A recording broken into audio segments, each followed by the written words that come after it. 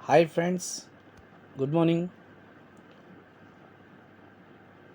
Bharat America trade deal దేశానికి లాభమా లేక దేశద్రోహమా? దేశభక్తి అంటే జెండాలు ఊపడం కాదు, దేశానికి నష్టం జరిగితే ప్రశ్నించడమే నిజమైన దేశభక్తి. ఈరోజు మనం మాట్లాడుకోబోయేది భారత్ అమెరికా మధ్య కుదిరిన ట్రేడ్ డీల్. ప్రభుత్వం దీన్ని గొప్ప విజయంలా చెబుతుంది, కానీ నిజంగా లాభపడింది ఎవరు, నష్టపోయింది ఎవరు? Tariff drama. ప్రభుత్వం చెబుతోంది అమెరికా 50% టారిఫ్ను 18% తగ్గించింది అని.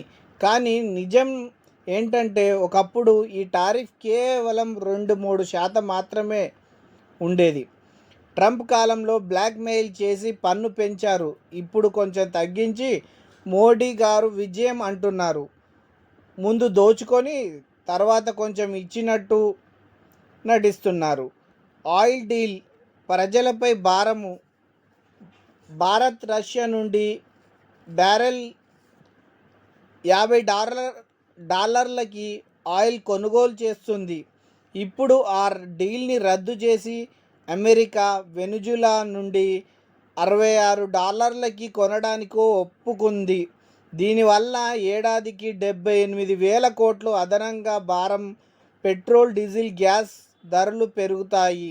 ఈ భారం ఎవరిది? మీది, నాది, సామాన్య ప్రజలది. అమెరికా వస్తువుల దండయాత్ర.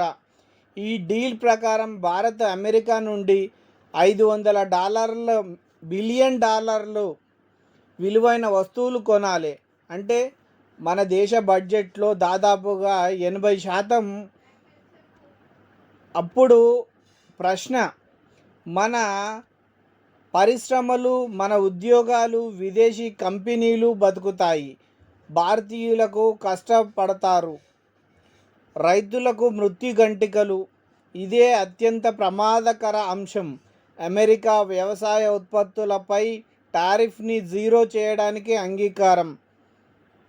అమెరికాలో రైతులకు భారీ సబ్సిడీలు, తక్కువ ఖర్చుతో ఉత్పత్తి. మన రైతులకు సబ్సిడీ లేదు, గిట్టుబాటు ధర లేదు. ఇది ట్రేడ్ డీల్ కాదు, రైతులపై దాడి. ఎప్స్టీన్ ఫైల్స్ వివాదం.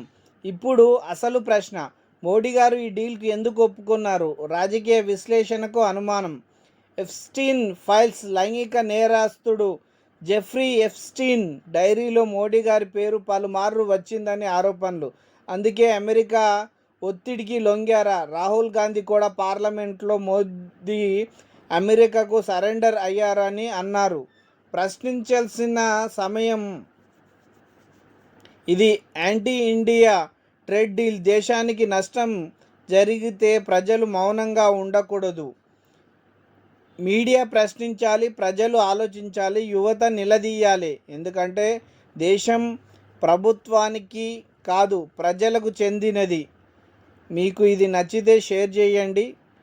ప్రశ్నించడం మానకండి. దేశం కోసం ఆలోచించండి. Thank you friends.